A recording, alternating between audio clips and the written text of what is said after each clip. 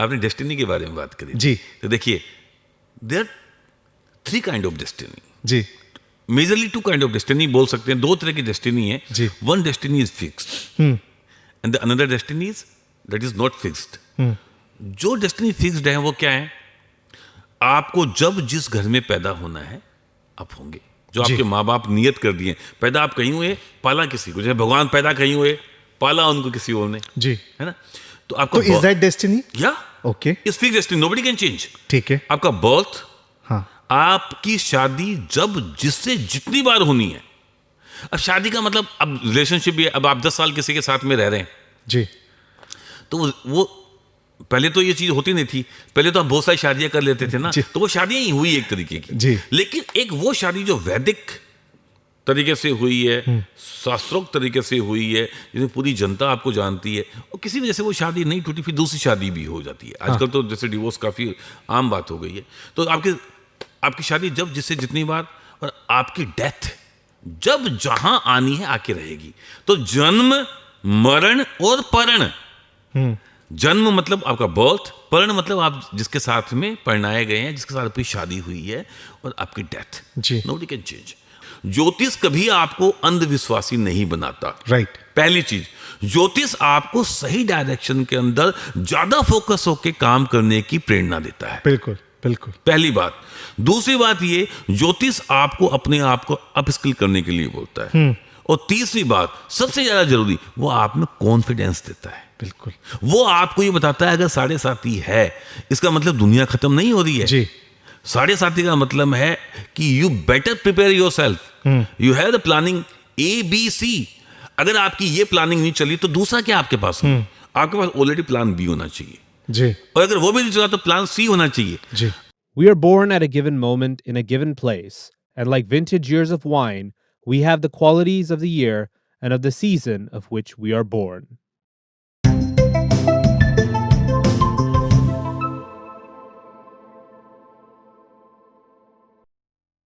Hello and welcome to between us, make every conversation count. Between us के special episode में आप सबका स्वागत है। ये मेरे लिए बहुत ही स्पेशल और इमोशनल एपिसोड है, बिकॉज आज के एपिसोड में I have someone who is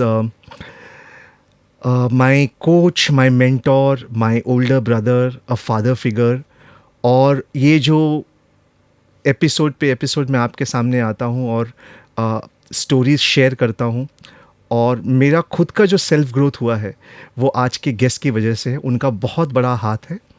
and so this is going to be a very very interesting, happy, but most importantly very emotional conversation.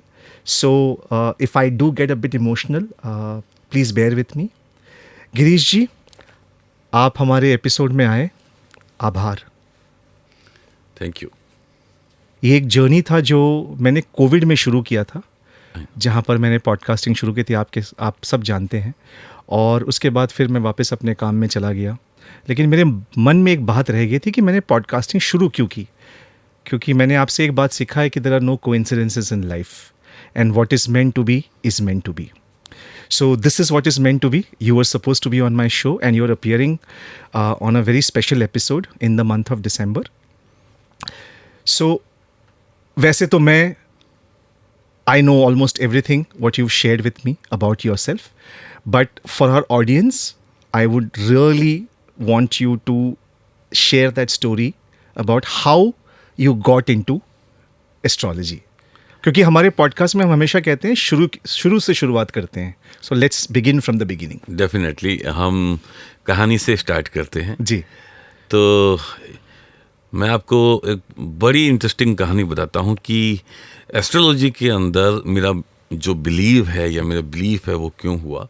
देखिए, मेरी जो परवरिश हुई है वो राजस्थान की शेखावाटी के अंदर हुई है जी, जो मेरा नेटिव प्लेस है, और जहाँ से हमारे हिंदुस्तान के जितने भी इंडस्ट्रियलिस्ट हैं आप अगर अंबानी को और अडानी जी को छोड़ के टाटा को छोड़ दे तो सारे वहीं से आए हुए हैं जी। तो बेसिकली एक 20 किलोमीटर का 30 किलोमीटर का एक रेडियस है, एक सर्कल है, तो 2 डिस्ट्रिक्ट से मिलके बना है, उसे शेखावाटी बोलते हैं। और फॉर्चुनेटली मैं शेखावाटी के डुंडोद गांव से बिलोंग करता हूं, जी। जहां से हमारे देश के बहुत बड़े इंडस्ट्रियलिस्ट हैं वो आए हैं, और उनका नाम है गोयनकाज, हाँ। आरपी गोयनकाज, जी जी जी। है ना, रामा प्रसाद गोयनकाज। तो मैं उन्हीं के गांव से हूँ। मेरा बचपन जो है वो जो शेखावाटी का डुंडोद जो टाउन है वहीं पे मेरी स्कूलिंग हुई।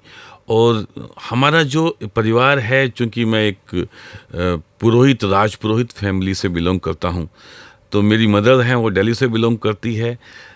तो संस्कार जो मेरे को मिले हैं वो मेरे एक परिवार से, जो सभी को अपने पेरेंट्स से मिलते हैं। तो मेरे को याद है, एक छोटी सी घटना मेरे को याद आ रही है कि जिससे आपको लग जाएगा कि ये जो मेरी अपब्रिंगिंग है वो कहाँ से है। तो जैसे खाना बनाते थे तो पहले जो माँ पहली खाना बना रही है, रोटी वो अग्नि को समर्पित कर रही है, दूसरी रोटी बना करके उन्होंने गाय के लिए रखी है, तीसरी जो है वो कुत्ते के लिए और पक्षियों के लिए, और फिर एक प्रॉपर मील जाता था हमारे जोशी जी के लिए, जो बाद में मेरे ज्योतिष गुरु भी बने। तो मैं कई बार माँ से पूछता था कि आप इतना टाइम क्यों लगाते हो हमें सर्व करने के अंदर, खाना भूख लगी होती है। तो वो बताती थी कि हर एक चीज का हमें शुक्रिया करना है। अग्नि अगर हमें खाना दे रही है तो उसका भी शुक्रिया करेंगे उनको। ऐसे ही जो हमारे जो पशु पक्षी हैं, अगर हम उनको नहीं देंगे तो कौन देगा उनको। ऐसे ही हमारे जो ब्राह्मण देवता हैं, जो हमारे गुरुजन हैं, उनके लिए भी हमारा ये बनता है कि अगर आपने अपना कमाया हुआ खुद ही खाया और दूसरों को नहीं दिया तो उसका क्या मतलब है। तो वो एक अपब्रिंगिंग, एक संस्कार शुरू से जो है वो माता पिता ने दिए। तो वही जो हमारे जो जोशी जी थे, जिनके लिए एक प्रॉपर लंच रहता था, तो अक्सर ऐसा होता है हिंदुस्तान के अंदर सारी माएँ कहीं ना कहीं पे साल में 1-1.5 साल में और अपने बच्चों की कुंडलियां लेकर के पहुंच जाती है। जी जी, इंटरेस्टिंग। हाँ। तो मेरी माँ भी पहुंच जाती थी उनके पास में जी। और मैं उनको अक्सर बोलता था कि मैं आपकी एस्ट्रोलॉजी में बिलीव नहीं करता, because I always believe in logics, hard working और ह्यूमैनिटी, कि आप अगर अच्छे इंसान हैं, मेहनती हैं और ईश्वर को मानते हैं, माँ बाप का आशीर्वाद आपके साथ में है, तो आपको आगे बढ़ने से कोई रोक नहीं सकता। बिल्कुल। लेकिन हर बार मैं उनको बोलता था कि मैं आपकी बातें नहीं मानूंगा। एक दिन मैंने उनको, मेरे को लगता है कि मेरी बात उनको लग गई शायद, तो उन्होंने बोला कि ठीक है, तेरे पशु घात होगा, मतलब तेरे पशु से चोट लगेगी और तेरे हाथ के ऊपर अटैक आएगा या हाथ के ऊपर चोट लगने वाली। ये आपकी माता जी ने आपसे कही? ये हमारे वो जो गुरु जी थे जिनके लिए खाना जाता था, जो मेरे ज्योतिष गुरु हैं, ठीक है, मैं उनका नाम भी बता देता हूँ ऑडियंस को। उनका नाम है स्वर्गीय श्री प्रभुदत्त जोशी जी। अच्छा। जिनसे मैंने ये सीखा जी। और उसके बाद में आगे जाकर के मेरे को पूरा एक नॉलेज, एक्सपीरियंस बेस्ड नॉलेज दिया मेरे बड़े भाई प्रदीप भाई साहब ने, जिन्होंने मेरे को बहुत डिटेलिंग के अंदर ना केवल ज्योतिष सिखाया बल्कि जीवन जीने की कला भी मैंने उन्हीं से सीखी जी। और मुझे बहुत ये कहते हुए प्राउड फील हो रहा है कि आज भी मैं उनसे सीखता हूँ, आज भी उनके साथ में रहता हूँ। अच्छा। सो तो लगता है कि पंडित जी को मेरी बात बुरा लगी और उन्होंने बोला कि तेरा पशु घात होगा, पशु से चोट लगेगी, बात आई गई होगी। उस टाइम पे हम लोग कॉलेज जाते थे, तो ऑब्वियसली वो बहुत पुरानी बात है, तो साइकिल से कॉलेज से वापस आ रहे थे, वहाँ पे अचानक से कोई गाय और भैंस और बैल वगैरह भागते भागते आए मेरे साइकिलिंग के सामने और मैं गिरा और अचानक से बहुत ही तेज स्पीड में एक ट्रक सामने से निकल के पास से निकल के गया, तो मैं बाल बचा उस दिन। द मोमेंट मैं गिरा तो एक ही बात मेरे दिमाग के अंदर बार बार गूंज रही थी कि लाइक उन्होंने इतना बढ़िया प्रेडिक्ट कैसे कर दिया। हाथ के लगी हुई है, दर्द भी हो रहा है, लेकिन दिमाग में एक सवाल बार बार जो है वो चोट कर रहा है कि ये कैसे हुआ। उसी वक्त मैं, चूंकि पास में ही घर था, गांव में जो हैं घर पास ही होते हैं, तो मैं पहुंच गया अपनी साइकिल लेकर के कि दादाजी आपकी बात तो सही है, पर अब आप ये बताइए आपने बताया कैसे। तो वो बोले हंस करके कि पहले तू अपना इलाज करा के आ, फिर मैं तेरे को सिखाऊंगा। और है ना, पहले के लोगों की बात ही कुछ और होती थी। बड़े लोग होते थे, उनके दिल भी बहुत बड़े होते थे। वो मेरे को मना कर सकते थे ना, उन्होंने मेरे को विधिवत अपना शिष्य बना करके, और एक स्लेटी होती है जिसपे हम बल्टी से लिखते हैं, वो जो चौक होती है, उससे उन्होंने मेरे को सिखाया कि कैसे टाइम जो है वो कन्वर्ट करते हैं पंचांग से। क्योंकि हमारा जो ओल्ड हमारा जो वैदिक जो शास्त्र में जो ज्योतिष है, उनकी जो टाइमिंग है वो चलती है घड़ी, पल, विपल। जैसे 1 घंटे के अंदर 2 घड़ी, 2.25 घड़ी के आसपास का वक्त होता है। ऐसे ही जैसे हम मिनट्स को बोलते हैं, उसके अंदर जो है घड़ी, पल मतलब हुआ मिनट, और विपल मतलब हुआ सेकेंड्स। अच्छा। तो उसको हमने सीखा, और उसके बाद में उनको IST, इंडियन स्टैंडर्ड टाइम में कन्वर्ट करके, और फिर हम एक हॉरोस्कोप बनाते थे। तो गिरीश जी, पंचांग होता क्या है? पंचांग का मतलब बहुत क्लियर है, जिसके 5 अंग हैं। अच्छा। पंचांग। अच्छा, हाँ। तो इसके अंदर तिथि है, दिन है, वार है, उसके अलावा चंद्रमा है, और 1-2 चीजें, क्योंकि बहुत डिटेलिंग में हो जाएगा।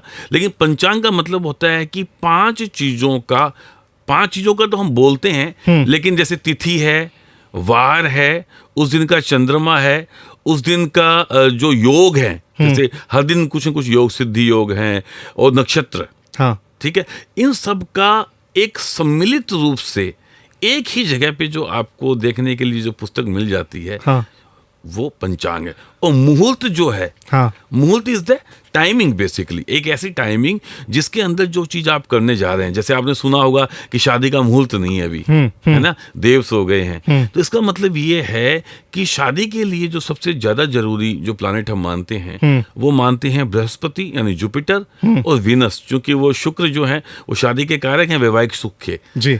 तो एक्चुअली में अगर बृहस्पति उदित नहीं है या शुक्र जो है वो उदित नहीं है, तो हम बोलेंगे कि तारा लग गया है, अभी शादी नहीं हो सकती। मुझे एक बात बताइए गिरीश जी, तो ये मैं समझने के लिए आपसे पूछ रहा हूँ, ये जो परफेक्ट टाइम है कि इस टाइम में होता है, ये is this all scientific in terms of, मतलब ये जैसे आपकी तरह मैं भी लॉजिक को मानता हूँ, इसलिए मैं आपसे पूछ रहा हूँ कि ये साइंटिफिकली डिफाइंड है कि? वही तो मैं आपको बताना जा रहा हूँ जी, कि जब मैंने गुरुजी से ये कुंडली बनानी सीखी, तो मेरे को मालूम चला कि हमारा वैदिक ज्योतिष कितना महान है जी। और हमारा नॉट ओनली द वैदिक ज्योतिष, बल्कि आप ये समझिए कि पूरा का पूरा जो हमारा जो ओल्ड ट्रेडिशनल हमारा जो सिस्टम है, एजुकेशनल सिस्टम है, वो बहुत महान है। अनफॉर्चुनेटली हम ऑलमोस्ट 1000 साल लोगों के गुलाम रहे या हमारे ऊपर अटैक्स हुए, तो हमारा जो महान ज्ञान था वो डिस्ट्रॉय कर दिया गया, पूरी तरह से नष्ट कर दिया गया, जला दिया गया उसको। आपको मालूम है नालंदा विश्वविद्यालय और बाकी की जो हमारी जो दूसरी विश्वविद्यालय तक्षशिला वगैरह हैं, वो महीनों महीनों जली थी। उस समय पे हमारे पास में लाखों किताबें हुआ करती थी हर एक सब्जेक्ट की। तो मतलब ये तो एक बात हुई कि आपने कहा कि बहुत सारी किताबों को जला दिया गया, सम वर प्रिजर्व्ड, राइट, कुछ बच गए थे जो बहुत कम। हाँ। एक्चुअली मैं आपको बताना चाहूँगा कि अभी हमारे पास में जो ज्योतिष का जो हमारे पास में जो नॉलेज है जी, ठीक है, क्योंकि ऐसा होता था कि बहुत सारे लोग तो पहले अगर सपोज करो मेरे संतान नहीं है तो मैं किसी को बताऊंगा ही नहीं जी, ठीक है, और लिए चला गया। लेकिन जो भी थोड़ा कुछ बचा हुआ है वो महज 5% है। अच्छा, 95% तो हमारे पास में 95% तो हमारे पास में है ही नहीं जी। तो अभी ये स्पेस रिसर्च हो रहा है, स्टडी हो रहा है, लेकिन हाँ अभी भी हमारे दक्षिण भारत के अंदर, साउथ इंडिया के अंदर अभी भी एक वो परंपरा है जिसके अंदर पीढ़ी दर पीढ़ी वो चीज चलती आ रही है जी। उसी का एक पार्ट है नाड़ी शास्त्र, आपने सुना होगा, जी, जी, भृगु नाड़ी और नंदी नाड़ी जी। तो वो अभी वहाँ पे अभी भी हमें बहुत सारी चीज़ें मिलती हैं जो पुरातन है, जिस पे शोध हो भी रहा है। इनफैक्ट हमारे डॉक्टर रमन जिनकी एक एस्ट्रोलॉजिकल मैगजीन भी आती थी, जी। अब उनकी शायद बेटी करी, तो बड़े अच्छा उनके पास में ज्ञान है। तो मैं आपको यही बताने की कोशिश कर रहा हूँ, आप ही के सवाल को आगे बढ़ाते हुए, कि जो आपने पूछा था कि ये एक साइंस है, जी। ज्योतिष एक साइंस है, क्या इसके भी कुछ नियम है जैसे कि साइंस के अंदर होते हैं? जी। तो जब मैंने उनसे पढ़ा तो मेरे को लगा कि इस कंप्लीटली साइंटिफिक, अच्छा। बल्कि आपको जान के आश्चर्य होगा कि देखिए ज्योतिष का मतलब क्या है। ज्योति ईश, भगवान की दी हुई वो ज्योति जो आपको अंधकार से प्रकाश की ओर ले जाए। That's such a beautiful definition Girish ji. ये हम पढ़ते भी नहीं है ना, कोई बोलते हैं इसके बारे में, ज्योति प्लस ईश, सो अंधेरे से रोशनी की तरफ जाने का रास्ता। और वो अंधेरा जो आपके मन के अंदर है, वो निराशा का हो सकता है, वो नाकामी का हो सकता है, वो किसी चीज को हासिल करने की चाह है लेकिन नहीं कर पा रहे हैं, उसका हो सकता है जी। हर एक वो चीज जहां पे आपको लगता है कि आपके जीवन में या आपके कार्य क्षेत्र में अंधकार है, वहां से आपको ज्योतिष क्या है? रे ऑफ होप है। जी, एक exactly. एक जीवन की उम्मीद की किरण है। जी, जी। ठीक है। और सबसे बड़ी बात यह है कि ये आपको जान के और अच्छा लगेगा कि हमारे जो शास्त्र हैं उनमें जो लास्ट जो छठा शास्त्र है वो ज्योतिष शास्त्र है। तो ये इसका वैदिक आधार है पूरा का पूरा, इसीलिए जो हम वैदिक ज्योतिष बोलते हैं। और अगेन इसको आपको मैं बताऊं, आपको जान के और आश्चर्य होगा हमारी ऑडियंस को, कि astronomy is the part of astrology. Astrology इतना बड़ा है कि जो एस्ट्रोनॉमी है हमारी, वो उसका एक पार्ट है। हाँ। जैसे मैं आपको बताता हूं कि व्हाट इज एस्ट्रोलॉजी। एस्ट्रोलॉजी का मतलब ये है कि हमारे जो यूनिवर्स के अंदर, हमारे जो सौर मंडल में जो प्लैनेट हैं, हाँ। आप जानते हैं कि हर एक प्लैनेट का एक रोटेशनल टाइम होता है, बिल्कुल, और उनकी स्पीड होती है। जी। तो ऐसे ही हर एक प्लैनेट का जो वक्त होता है एक राशि से दूसरी राशि में जाने का। जी। अब जो राशि है वो भी बड़ी इंटरेस्टिंग है। देखिए, हमने जो हमारे पूरे सौर मंडल को 360 डिग्री में डिवाइड किया और उसके हमने 12 पार्ट किए, 12 भाग किए, और हर एक भाग को हमने 30 डिग्री दी। तो 360 डिग्री के अंदर हमने हमारा जो सोलर सिस्टम का जो पूरा यूनिवर्स है उसको बांट दिया। अच्छा। अब सपोजिटली एक जो डायरेक्शन है 30 डिग्री का, अगर वो ईस्ट के अंदर इतने डिग्री से इतने डिग्री के बीच के अंदर है, और उसके अंदर जो मेजर वहां पे जो स्टार्स हैं, अगर आप उनको स्केच करोगे तो ऐसा लगेगा कि जैसे एक गोट, एक बकरी खड़ी है, तो उसका नाम हमने एरीज रख दिया। ओके। है सिमिलरली दूसरा जो 30 से 60 डिग्री का जो जोन है, वो पर्टिकुलर उसका एक डायरेक्शन है, उसके अंदर अगर आपने स्केच किया तो ऐसा लगेगा कि जैसे एक भेड़ खड़ी हुई है, तो हमने उसका टॉरस रख दिया। ऐसे ही जेमिनी के अंदर लगेगा कि एक पेड़ खड़ा हुआ है, तो उसका हमने मिथुन राशि नाम रख दिया। अब बड़ा इंटरेस्टिंग है कि हर एक प्लैनेट एक पर्टिकुलर जोन से, मतलब एक राशि से दूसरी राशि के अंदर जब ट्रैवल करेगा तो उसका एक फिक्स टाइम है। अच्छा। जैसे शनिदेव जो हैं वो अगर मेष राशि से टॉरस में अगर जाएंगे तो उनको 2.5 ईयर का वक्त लगेगा ही लगेगा। और अच्छा। ये सारी चीजें आज की हमारी जो एस्ट्रोनॉमी है वो उसको प्रूव करती है। एग्जैक्टली बिकॉज वो प्लानिटरी मूवमेंट ही है। ठीक है ना। जो आपने कहा कि 2.5 years का ट्रैवल टाइम है, so in do and correct my understanding Girish ji, कि ये जो ट्रैवल टाइम है वो जब ट्रैवल करते हैं, does that also impact how our life?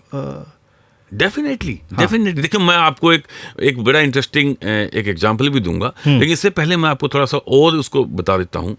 तो जैसे शनिदेव हैं, वो 2.5 ईयर का वक्त लगते हैं एक पर्टिकुलर साइन से दूसरे साइन में जाने के लिए।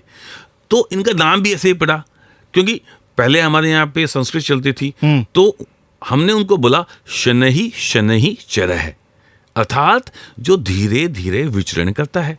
शनहि शनहि चरह। हाँ। तो जो धीरे, अब कालांतर में जल्दी जल्दी अगर आप बोलोगे तो बोलोगे शनिचर शनिचर और शनिचर। ओके। तो इनका नाम पड़ गया शनिश्चर। हाँ। तो ये सबसे, इनको मंदी भी बोलते हैं, सबसे जो धीमी ग्रह से चलने वाले हैं। हाँ। लेकिन इनसे उलट अगर जो सबसे फास्ट प्लैनेट है तो वो है मून, चंद्रमा। वो 2.5 दिन के अंदर एक राशि से दूसरी राशि में चले जाते हैं जी। इसीलिए जब वो 15 दिन का जो हमारा पखवाड़ा होता है, जिसे हम बोलते हैं कृष्ण पक्ष, ठीक है, तो वो पूरा एक एक पूरा एक साइकिल चल लेते हैं कृष्ण पक्ष में, फिर उसके बाद में वापस चलते हैं, ठीक है, जिसको हम शुक्ल पक्ष बोलते हैं, जबकि चंद्रमा उदित होते हैं और फुल मून हो जाता है पूरा का पूरा पूर्णमासी के ऊपर। अब सवाल ये है कि बाकी के प्लैनेट, तो बाकी के अधिकांश प्लैनेट जैसे मरकरी है, मार्स है, सन है, ये आप जानते हैं एक से 1.5 महीने के बीच में इनका मूवमेंट होता है, या वीनस है। लेकिन इनके अलावा 3 और प्लैनेट हैं जो कि टाइम लेते हैं। जैसे जुपिटर है, जुपिटर ऑलमोस्ट 1 साल 12 से 13 महीने का वक्त लगता है एक साइन से दूसरे साइन में जाने के लिए। ओके। एंड राहु केतु, आपको जान के ये बड़ा आश्चर्य होगा कि राहु केतु विजुअली अगर हम आंखों से देखेंगे तो हमें दिखने वाले प्लैनेट नहीं है, क्योंकि वो छाया ग्रह नोड्स हैं। तो वो बेसिकली अगर सारे प्लैनेट अगर राइट डायरेक्शन में चल रहे हैं, वो हमेशा एंटी क्लॉकवाइज चलेंगे। और वो नोड्स हैं तो वो पूरा का पूरा एक साथ मूव करेंगे इस तरीके से, अच्छा। Angle wise. हाँ। तो ये छाया ग्रह है, तो इनका भी इम्पैक्ट है। हालांकि ये दिखते नहीं है, बल्कि अभी मैंने एक स्टोरी भी बताई थी कि ये समुद्र मंथन की एक स्टोरी है कि जब अमृत निकालने के लिए देवता और असुर एक साथ मिलकर के और मद्रांचल पर्वत को मथते हैं, भगवान कश्यप अवतार लेकर के नीचे उनको सपोर्ट करते हैं। उसी वक्त जो है महाकालकूट विष निकला। और विष को कौन पिए? तो भगवान शिव महादेव ने विष को पिया है। तो फाइनली जब अमृत कलश निकला तो अब लड़ाई हो गई कि पहले कौन पिएगा। तो भगवान ने मोहिनी रूप रखा जी, और वो मोहिनी रूप रखा और उसके बाद में वो उन्होंने बोला कि सबसे पहले देवताओं को देते हैं, फिर आपको देते हैं। तो उसी वक्त एक स्वर भानु करके राक्षस था, बहुत इंटेलिजेंट था। उन्होंने क्या किया, देवता का स्वरूप बना के सूर्य और चंद्रमा के बीच में आके बैठे वो। और जैसे ही उन्होंने वो अमृत भगवान ने दिया, सूर्य और चंद्रमा ने बताया भगवान ये तो राक्षस है, तो भगवान ने सुदर्शन चक्र से उनका गला काटा, लेकिन तब तक कुछ बूंद उनके अंदर जा चुकी थी। इसलिए वो 2 भाग हो गए, राहु और केतु। तो head is also Rahu, name is Rahu, और जो टेल उनको केतु बोलते हैं। दैट इज जो हम बोलते हैं कि ड्रैगन्स हेड और ड्रैगन्स टेल जी, है ना। और क्योंकि सूर्य और चंद्रमा ने उन्हें देखा था, तो वो साल में एक बार दोनों को निगलते हैं। ठीक है, जिन्हें हम चंद्र ग्रहण और सूर्य ग्रहण बोलते हैं। अब देखिए इसी से कितनी अच्छी बात निकल के आई। देखिए आज हम साइंस का इतिहास 150-200 साल मैक्सिमम है, जो आधुनिक साइंस है हमारी। लेकिन आपको जान के ताज्जुब होगा कि हम हजारों साल पहले से सूर्य ग्रहण और चंद्र ग्रहण का एग्जैक्टली टाइम बताते आ रहे हैं, सिर्फ और सिर्फ हमारे पंचांग से। और पंचांग कैसे बनेगी? ग्रहों की स्पीड तो आपको देखनी पड़ेगी ना। और ये जितने भी जंतर मंतर जो आप बने हुए हैं, जो ये सारी वेदशालाएं हैं, यहाँ पे हमारे जो खगोल शास्त्री होते थे बैठ करके और प्लैनेट की स्पीड को वॉच करते थे। करेक्ट। और उनसे बनते थे पंचांग। जी। और वो कितने एक्यूरेट होते थे कि आज भी हम हजारों साल पीछे का और हजारों साल आगे आने वाले सूर्य ग्रहण चंद्र ग्रहण को एग्जैक्टली बताते हैं, जो कि बिल्कुल हमारे आज की जो मॉडर्न साइंस है उनसे टैली करते हैं। और ये सारी चीजें जो है गिरीश जी हमारे भारत में ही शुरू हुई थी। एग्जैक्टली, क्योंकि भारत सबसे पुरातन, सनातन का मतलब क्या है? सनातन का वर्ड का मतलब लिटरली मतलब है जो चला आ रहा है जी। सनातन जो है, जो था और जो आगे भी रहेगा। बिल्कुल, है ना। बिल्कुल। तो आप देखिए कि आज जो हम सारी की बातें हैं जो हमारे वेद शास्त्रों में लिखी हुई है, आज सब हम फॉलो कर रहे हैं। आयुर्वेद आज पूरी दुनिया उसको मान चुकी है जी। महर्षि पंतजलि का जो योग दर्शन है पूरी दुनिया उसको फॉलो करती है, जो योगा जिसको हम बोलते हैं। ठीक है, आज कौन उससे छूटा हुआ है या कौन उसके ऊपर सवालिया निशान लगाता है? सभी लोग तो मान रहे हैं। बिल्कुल, है ना। तो इनफैक्ट डेसिमल किसने दिया? आपको जान के ताज्जुब होगा कि जो हमारी जो विमान की जो टेक्नोलॉजी है, जो हमारी जो प्लेन टेक्नोलॉजी है, वो महर्षि भारद्वाज की दी हुई है जी। महर्षि भारद्वाज ने 16 काइंड ऑफ जो एरोप्लेन है उनकी टेक्निक बनाई हुई थी। जो सुपरसोनिक जो फाइटर जेट्स वगैरह हैं, वो सब उन्होंने डेवलप करा हुआ था। आपको जान के और अच्छा लगेगा कि जैसे आपने जगह जगह देखा है सुश्रुत ट्रॉमा सेंटर्स जी। तो सुश्रुत कौन थे? सुश्रुत एक ऋषि थे। और वो जो है शल्य चिकित्सा जो जिसे हम सर्जरी बोलते हैं, उसके सबसे बड़े विद्वान थे। ये जो ऋषि मुनि होते थे, ये सिर्फ राम राम थोड़ी करते थे। Correct. ये लोग बेसिकली, ये सारी यूनिवर्सिटीज थी। जैसे महान हमारे जो साइंटिस्ट, मैं इनको साइंटिस्ट बोलता हूँ, जी। जैसे महर्षि अगस्त्य थे, ठीक है, ये साउथ की साइड के अंदर थे। और आपको जान के अच्छा लगेगा कि रावण कभी भी साउथ से आगे क्यों नहीं बढ़ पाया, क्योंकि वहां पे महर्षि अगस्त्य का पूरा एक किंगडम था, एक उन्होंने यूनिवर्सिटी बना रखी थी, जी। और वो वेपन टेक्नोलॉजी के माहिर थे।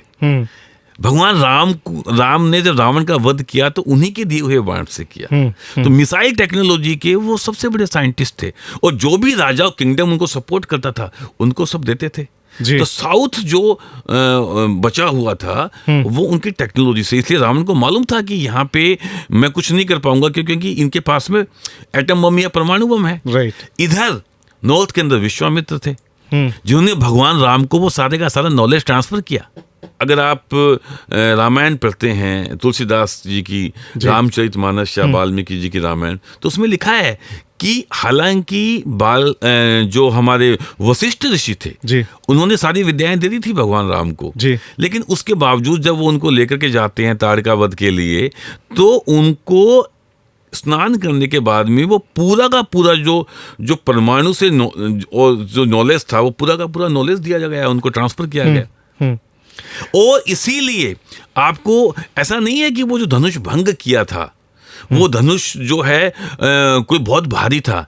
एक्चुअली में जैसे सारंग धनुष भगवान राम का है, विजय धनुष परशुराम जी का था, और उसके बाद में कर्ण के पास में विजय धनुष था, जी। ठीक है, और ऐसे ही अर्जुन के पास में गांडीव था, जी। तो ये वो दिव्य धनुष हुआ करते थे, जिनके ऊपर ये जो परमाणु जो मिसाइल्स है, वो आप ये समझिए ये लॉन्चर होते थे, जिसके ऊपर वो चल सकते थे। सामान्य धनुष के ऊपर थोड़ी चल सकते हैं वो जैसे आपने देखा होगा एपिसोड के अंदर कि ऐसे भगवान लगा के कुछ मंत्र बोल रहे हैं, तो एग्जैक्टली वो मंत्र नहीं होते थे, वो कमांड दी जा रही होती थी उनको, कि आपको इतनी दूरी पे जाके इतना बड़ा विस्फोट करना है। जी जी जी। पर वो इतने एडवांस थे कि अगर उन्होंने परमाणु बम छोड़ दिया तो पूरे के पूरे कंट्री का नाश नहीं होता था। वो एक लिमिटेड एक्सेस के ऊपर जाकर के विध्वंस करते थे, जो आज हम नहीं कर पा रहे हैं। हाँ। बल्कि आज हमारी मिसाइल्स कितनी बड़ी बड़ी होती थी, और उस टाइम पे देखो कितनी छोटी सी होती थी कि वो अपने यहाँ पे कैरी करते थे उसको। जी। तो हमारा महाभारत जो आज से 5000 साल पहले हुआ, वो इतना डेवलप्ड हमारा टाइम था, जो कि अनफॉर्चुनेटली दो भाइयों के बीच में लड़ाई की वजह से खत्म हो गया। उस टाइम का हमारा आर्किटेक्ट देखिए कि जब दुर्योधन इंद्रप्रस्थ में जाता है राजसूय यज्ञ के अंदर, जब युधिष्ठिर का जो किंगडम बन जाता है, तो वो एक जगह पे अपने कपड़े ऊपर कर लेता है कि यहाँ पे पानी है, जबकि वहाँ पे पानी नहीं था। और एक जगह पे जहाँ पे लगा कि यहाँ पे पूरा समतल है, जहाँ पे वो चलता है तो नीचे गिर जाता है, वहाँ पे पानी था। तो पुराना हमारा जो आर्किटेक्ट है, जो हमारा बेस्ट काल है, अभी भी साउथ में देखिए जो मंदिर बने हुए हैं जो बच गए हैं इतने अच्छे, वो उनकी टेक्नोलॉजी देख करके अभी भी लगेगा कि उस समय पे जब साइंस का जन्म भी नहीं हुआ था, इतना महान ये हमारा जो स्थापत्य जो काल था, जिसके अंदर हमारा इतना बेहतर आर्किटेक्ट था, वो कैसे संभव हुआ? तो उनके पास में था ना कि कितना एक्यूरेसी थी उनकी, कि एक सेंटीमीटर भी कुछ इधर से उधर नहीं हो सकती थी। Girish ji, now this was really an eye opener, क्योंकि बहुत सारी चीज़ें तो मुझे खुद भी नहीं मालूम थी। Coming back to Vedic astrology, how different is it from the western astrology? कुछ डिफरेंस है या सिर्फ जैसे आपने अभी कहा कि गोट इज एरीज, तो is there, I know that western zodiac science are based on sun, और हमारे if my understanding is correct, हमारे जो Vedic astrology is largely dependent on the moon sign. Is that a correct assumption? बिल्कुल बिल्कुल, आपका knowledge एकदम सही है जी। देखिए क्या है कि जो जोडिक साइंस वाला जो साइंस है, उसके अंदर ये है, उनका जो बेस है वो सूर्य है। जी। उन्होंने सूर्य को बेस माना, जबकि हकीकत ये है कि जो सूर्य देव हैं वो नवग्रह में सबसे ज़्यादा प्रधान माने गए हैं। जी हमारे भी जो लगन चक्र बनता है वो सूर्य से ही बनता है। जी पहले हम ईस्ट निकालते हैं, उसके बाद में जो पहला चक्र होता है, जो लग्न चक्र, जो मोस्ट इंपोर्टेंट चक्र होते हैं, जी। उसमें जो पहला लग्न चक्र सूर्य से बनता है। लेकिन जब हम फाइन कैलकुलेशन करते हैं, ठीक है, तो हम चंद्रमा के साथ में जाते हैं, जिसे हम करंट प्लानिटरी पोजीशन बोलते हैं, जी। या जिसे हम ट्रांजिट बोलते हैं, या गोचर बोलते हैं, जी है ना। तो देखिए ये एक्चुअली में इतना विशाल विज्ञान है कि 7 जन्म भी कम पड़ते हैं ज्योतिष सीखने के लिए। जी। पिछले 32 सालों से मैं ज्योतिष का स्टूडेंट हूँ और अभी भी मेरे को लगता है कि मेरे को 1% भी ज्योतिष नहीं आई है। तो मैं इसको आपको एक बड़ा ही एक इंटरेस्टिंग, एक साइंटिफिक आपको एक तरीका बताता हूँ कि साइंस के साथ में ये कैसे जेल करता है। आप देखिए, हमारा जो मुख्य ग्रह है जिसमें हमारी ज्योतिष चलती है वो है सूर्यदेव। अगर हम अपनी जिंदगी में से सूर्यदेव को निकाल देते हैं जी तो क्या बचता है? अंधेरा। और सूर्यदेव का मतलब रेज।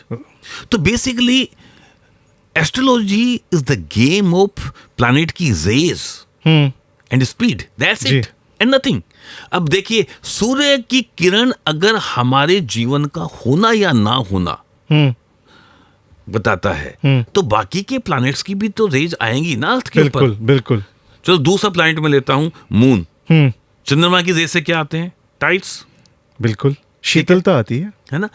और नहीं, टाइड, ज्वार भाटा। आप देखिए चंद्रमा में देखिए हमारे, मैं अगेन ये बात बोलूंगा कि हमारी जो पुराना साइंस था वो कितना महान था। चंद्रमा का एक नाम हमने रखा है हिमांशु।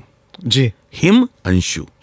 हिम बोले तो बर्फ, अंशु मतलब उसका गोला। बिल्कुल। आज हमारी साइंस बोलती है कि चंद्रमा के अंदर, अभी जैसे चंद्रमा में जब रात होती है तो -70 डिग्री से भी ज़्यादा वहाँ का तापमान हो जाता है और उसके अंदर पूरा बर्फ जमा हुआ है पानी के रूप में, साइंस बोलती है। जी।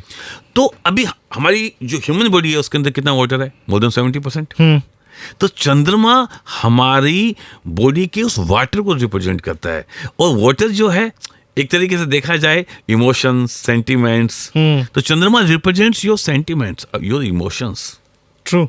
In fact Girish ji, if you look at it nowadays, शायद कई सालों से इवन वेस्टर्न ज़ोडिएक वाले भी अभी राइजिंग मून और राइजिंग सन की बात करते हैं, अब सिर्फ सन की बात नहीं करते हैं।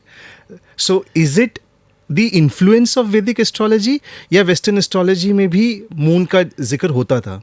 देखिए, मेरा ये मानना है कि हमारी ये जो वैदिक साइंस है जी, जिसको हम एस्ट्रोलॉजी बोलते हैं, ज्योतिष बोलते हैं, ज्योतिष विज्ञान बोलते हैं, ज्योतिष के साथ ही विज्ञान लगा रखा जी। है। तो इसका ये सबसे बृहद है और सबसे पुरानी है। तो अभी उनके पास में नेटल चार्ट बनाने वाली कला नहीं है जो हमारे पास में। और सिर्फ हम नेटल चार्ट ही नहीं, हम उसके अलावा 56 चार्ट बनाते हैं। जैसे लग्न चक्र है, फिर उसके बाद में हम चंद्र कुंडली बनाते हैं, फिर उसके बाद में हम होरा बनाते हैं, फिर उसके बाद में कई सारे चार्ट बनते हैं, जैसे नवमांश चार्ट है, दशमांश है। हर एक पर्टिकुलर चीज के अलग अलग चार्ट बनता है, तो मतलब और फाइनल होता जाता है वो चार्ट, है ना। तो ज्योतिष में जैसे मैंने बताया कि सूर्य जो है उसका होना या ना होना हमारा जीवन बताता है, ऐसे ही मून, उसकी रेज से टाइड्स आते हैं। और हमारे, आपने एक वर्ड है ल्यूनेटिक, जी, इटालियन वर्ड है। तो इसका मतलब क्या हुआ? इसका मतलब ये हुआ कि वो जो ल्यूनेटिक लोग हैं जिनमें मून का प्रभाव अधिक है, तो वो फुल मून के पास में उनकी जो एक्टिविटीज है बिल्कुल ज्यादा हो जाती है। और एक बड़ा ही एक इंटरेस्टिंग एक साइंटिफिक एक फैक्ट बता रहा हूं कि जितनी भी सुसाइड्स हैं वो भी चंद्रमा की पूर्णिमा के साथ में और अमावस्या के साथ में ये आदमी के मूड स्विंग्स का कनेक्शंस पाया जाता है। अच्छा, ओके, ठीक है। तो मून जो है वो हमारे मन और हमारी इमोशंस को, हमारी माँ को, ठीक है, रिप्रेजेंट करता है। इसलिए मून का इंपैक्ट सबसे ज्यादा होता है। तो चूंकि मून एक बहुत फास्टेस्ट प्लैनेट है, तो मून से बेस करके अगर हम कोई कैलकुलेशन करेंगे तो वो मोर एक्यूरेट होगी rather than sun. Okay, okay. So now I understood that because moon represents our internal emotions, how we feel. So from that perspective, maybe Vedic astrology is more accurate. जैसे मेरे family में तो कम से कम, because I belong to a South Indian family, तो आज भी जो है मम्मा बर्थडे जो है वो तिथि वाले दिन मनाती है।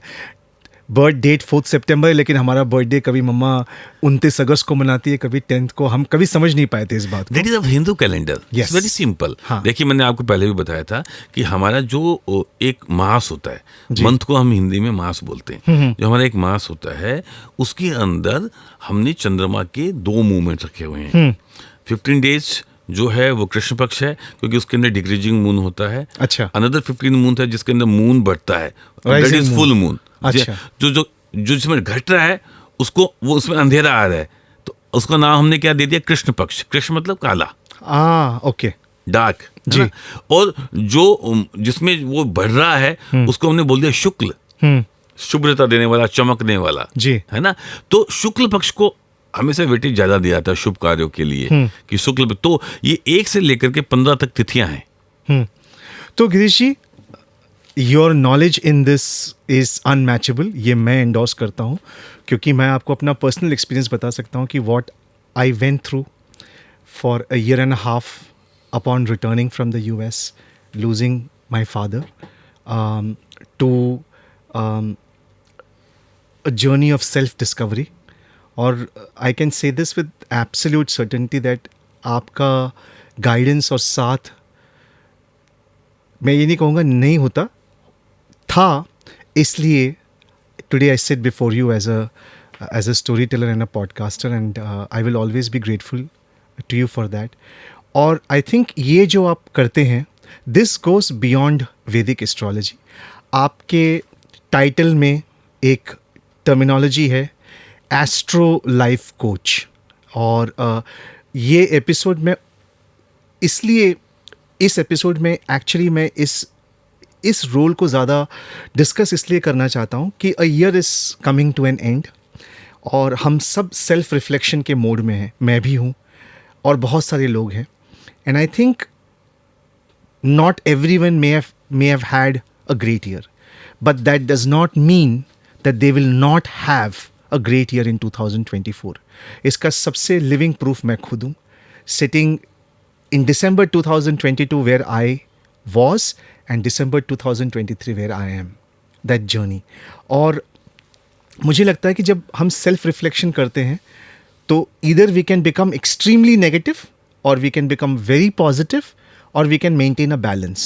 And I think if my understanding of your role is concerned as an astro life coach is to bring that balance in a person's life, and उसका क्या process है, what you do, and how you have used the tools of astrology. सबसे पहले आपने पूछा कि astro life coach. जी normally हम सुनते हैं एस्ट्रोलॉजर या ज्योतिषाचार्य जी। या ज्योतिषी। जी देखिए, क्या है कि ज्यादातर ये होता है कि आपको, हम ज्योतिष के पास में क्यों जाते हैं, ठीक है।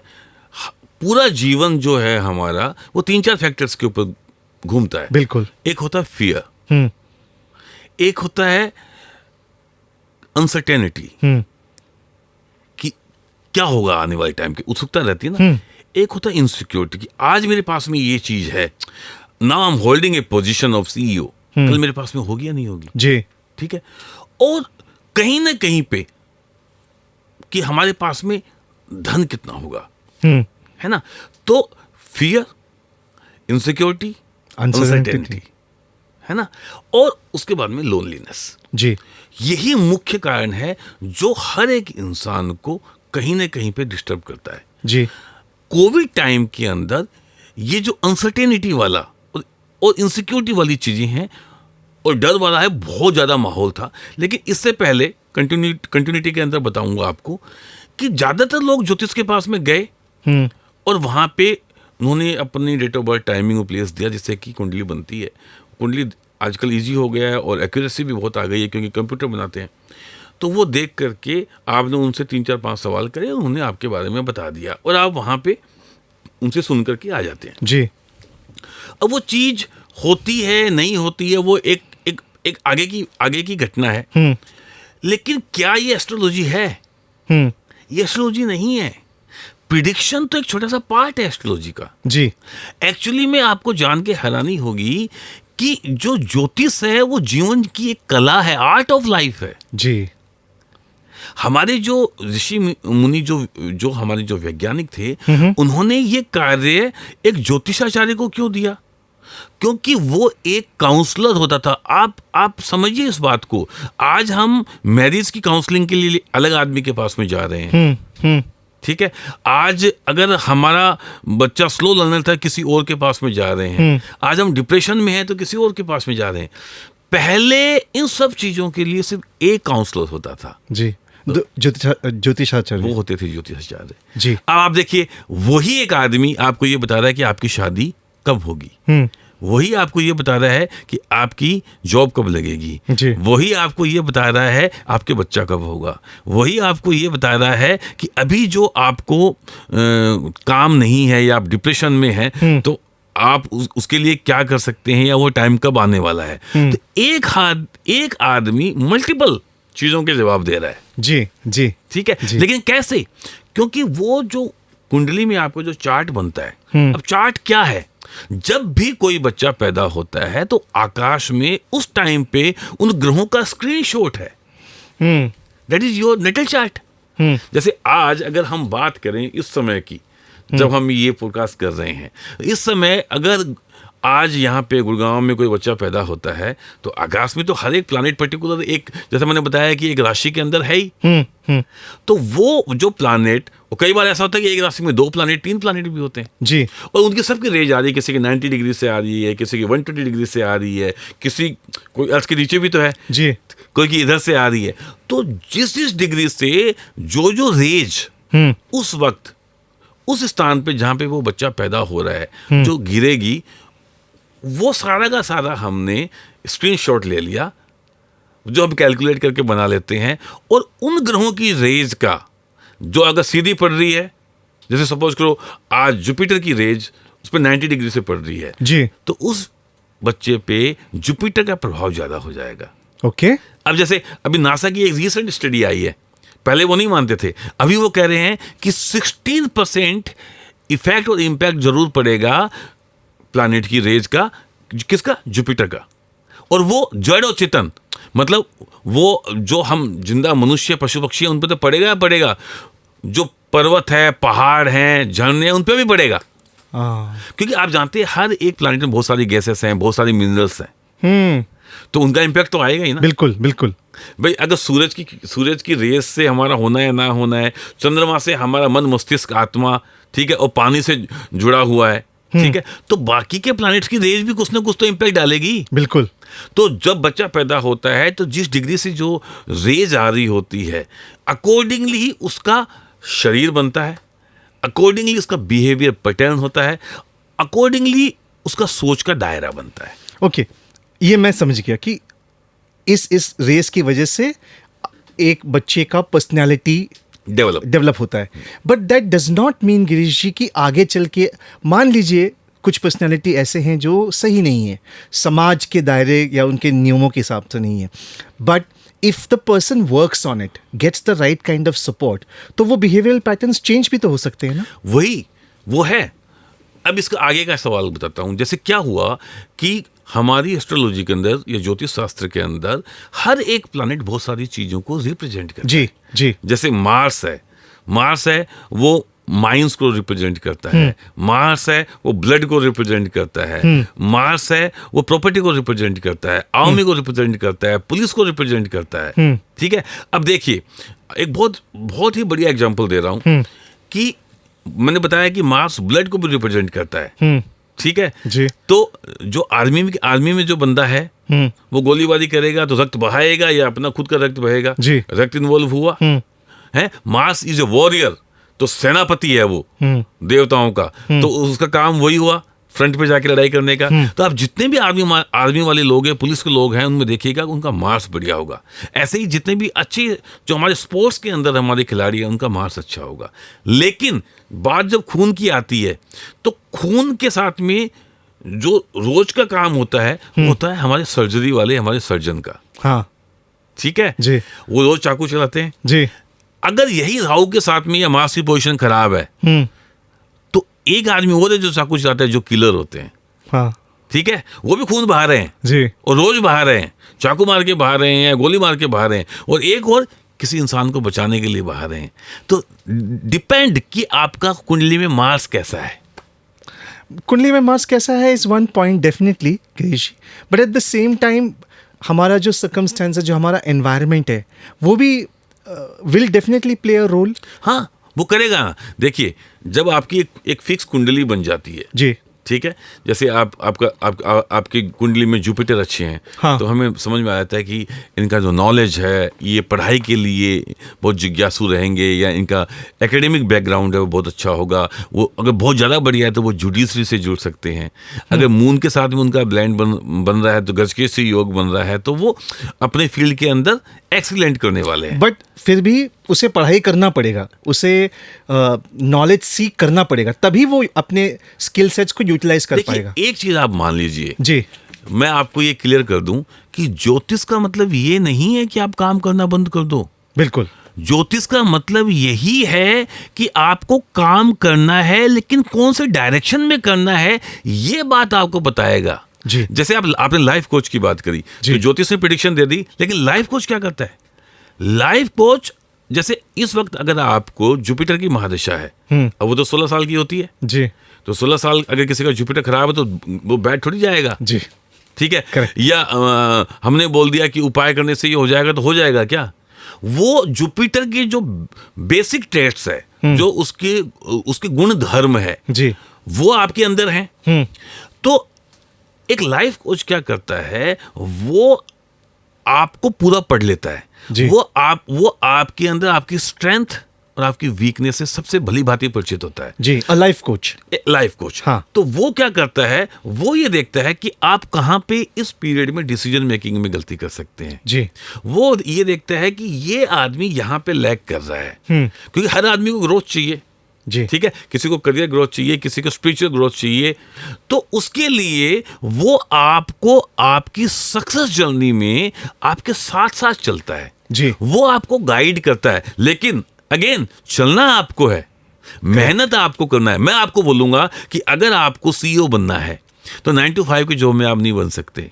आपको आगे बढ़कर के चीजों को लेना होगा, स्वीकार करना होगा, चैलेंजेस फेस करने पड़ेंगे, अपने आप को अप स्किल करना पड़ेगा। आपको अब 9 to 5 नहीं, हो सकता है आपको 9 to 10 काम करना पड़े रात तक, ठीक है। आपको एक एग्जाम्पल सेट करना पड़ेगा, आप में लीडरशिप क्वालिटीज होनी चाहिए। जो चीज आपको नहीं आ रही वो सीखनी पड़ेगी। अब आप अगर इसको पर्सनल ईगो से लोगे कि मेरी उन्होंने इंसल्ट कर दी, या मैं तो इतना बड़ा हूं, ठीक है, एक आज का एक अहमदाबाद से पढ़ा हुआ एमबी मेरे को सिखाएगा क्या? देखिए, यहाँ पे पर्सनली नहीं कर सकते, क्योंकि उनको नॉलेज है, वो टेक्नोलॉजी को जानते हैं, आप नहीं जानते हैं। राइट। तो आप टेक्नोलॉजी सीखिए ना। जब आप टेक्नोलॉजी के साथ में अपना एक्सपीरियंस मिलाएंगे तो डेफिनेटली अच्छा रिजल्ट आएगी। यही बात मैं उनको बताने की कोशिश करता हूँ। तो बेसिकली आप ये जान लीजिए कि आप एक जंगल से निकल के जा रहे हैं, जी, ठीक एंड है, यू नीड अ गाइड। तो वो जंगल के कौन से रास्ते पे पहाड़ है, कौन से रास्ते पे नदी है, कौन से रास्ते के ऊपर लुटेरे मिलने वाले हैं, कहाँ पे जंगली जानवर मिलने वाले हैं, वो सारा जो पाथ फाइंडर जो है, वो आपका एक एस्ट्रो लाइफ कोच है। वो आपके साथ में टॉर्च लेके चल रहा है, जी, चल आप ही रहे हैं। कांटों से भी आपको बचना है, वहां की जो वाइल्ड जो जितने भी एनिमल्स हैं उनसे भी आपको बचना है, जी, और वहां पे जितने भी जो तालाब हैं, कीचड़ हैं, कांटे हैं, सबसे आप ही को चल के बचना है, और आपके डेस्टिनेशन पे भी आप ही को पहुंचना है। लेकिन उस डेस्टिनेशन में, उस सक्सेसफुल जर्नी के अंदर आपके थ्रू आउट आपके जो साथ चलेगा, जी, वो होगा Astro Life आपका Coach. Astro life coach. I want to clarify it here that I said life coach, but Girish ji is an astro life coach. So please note the difference, because I think life coach का एक specific rule होता है, but when you add the astrology part of it, where I think एक perfect blend हो जाता है उसमें। यहाँ पे मेरे को एज मिल जाता है। हाँ। देखिए क्या होता है, लाइफ कोच जो है वो आपको सुन करके और आपकी जो प्रॉब्लम्स है उसके अंदर आपको सॉल्यूशन देते हैं, ठीक है। मेरे को मालूम होता है कि इनका टेम्परामेंट जो है वो कहाँ पे आउट हो रहा है, और ठीक है, किसको किस तरह का सोल्यूशन देना चाहिए। एग्जैक्टली। और आज भी मैं आपको बता रहा हूँ कि जब आप मेरे सामने बैठते हैं जी। और मैं आपके बिना बताए आपके बारे में बता देता हूँ सब कुछ, जी, तो ऑटोमेटिकली आपका जो एक मेरी बातों का मानने वाला जो एक तरीका है ना, एक साइकोलॉजी बदल जाती है। जी। ठीक है, जिसे आप रेस्पेक्ट बोल लीजिए या कुछ भी बोल लीजिए। जी। तो आपके बिना बताए जो बात आप मेरे को 5 सीटिंग में 2-2 घंटे की सीटिंग में मेरे को बताते हो, वो बात आपको सिर्फ 5 मिनट में बता रहा हूँ, जी, तो ऑब्वियसली आप मेरे से कनेक्ट करेंगे ना। जी, तब मैं फिर बताऊंगा आपको कि आपको अगर रिलेशनशिप की प्रॉब्लम है तो हमें आपकी इन एरियाज पे काम करना है। ठीक है, अगर आपको ग्रोथ लेवल पे काम करना है तो आपके इन लेवल्स पे आपको हमें काम करना है। जी। आपके टेम्परामेंटल इश्यू को हमें, क्योंकि मेरे को मालूम है आपकी वीकनेस और स्ट्रेंथ क्या है, जी। तो मुझे आपकी वीकनेस कम करनी है और स्ट्रेंथ पे खेलना है, जी, जो मैं जानता हूं। और मेरे को ये भी मालूम है कि इसका करंट प्लानिटरी पोजीशन अभी ठीक नहीं है, तो इसका मतलब ये तो नहीं है हाथ पे हाथ रख के बैठ जाएंगे। देखिए, ज्योतिष कभी आपको अंधविश्वासी नहीं बनाता। राइट। पहली चीज, ज्योतिष आपको सही डायरेक्शन के अंदर ज्यादा फोकस होकर काम करने की प्रेरणा देता है। बिल्कुल, बिल्कुल। पहली बात। दूसरी बात ये, ज्योतिष आपको अपने आप को अपस्किल करने के लिए बोलता है। और तीसरी बात, सबसे ज्यादा जरूरी, वो आप में कॉन्फिडेंस देता है। बिल्कुल। वो आपको ये बताता है अगर 7.5 है, इसका मतलब दुनिया खत्म नहीं हो रही है। जी। 7.5 का मतलब है कि you better prepare your self, you have the planning ABC। अगर आपकी ये प्लानिंग नहीं चली तो दूसरा क्या आपके पास है? आपके पास ऑलरेडी प्लान B होना चाहिए, जी। और अगर वो भी नहीं चला तो प्लान C होना चाहिए। जी। नॉर्मली क्या होता है कि एक सेट लाइफ चल रही होती है और आदमी उसका यूज टू जाता है, हम उसके आदी हो जाते हैं, आदत बन जाती है ना। दुख का कारण आदत है। जी। ठीक है, हम कहते हैं ना कि यार रिलेशनशिप में ये बोलते हैं कि सर मैं उसके बिना जी नहीं सकता, तो मैं बोलता तो 3 साल तो हुए हैं अभी उसको जिंदगी में आए, अब तू बोल रहा है जी नहीं सकता। एक्चुअली में आपको उनसे प्यार से ज्यादा आपको उनकी आदत हो जाती है। बिल्कुल, है ना? एंड आई थिंक समटाइम्स 2 चीज़ें हैं जो मैं मानता हूँ कि एक, हम where I feel an astro life coach can really help इस, कभी कभी जैसे आपने आदत की बात कही, कभी कभी ना हम अगर हम थोड़ा सा सेल्फ रिफ्लेक्ट करें, जो I think an astro as a astro life coach you can help do, कि इज दैट आप ये कहते हो कि आप अपने खुद के पैटर्न को स्टडी करो, आपको कई बार समझ में आ जाएगा कि आप आगे क्या। अनफॉर्चुनेटली हम स्टडी कर कहाँ पाते हैं। हाँ।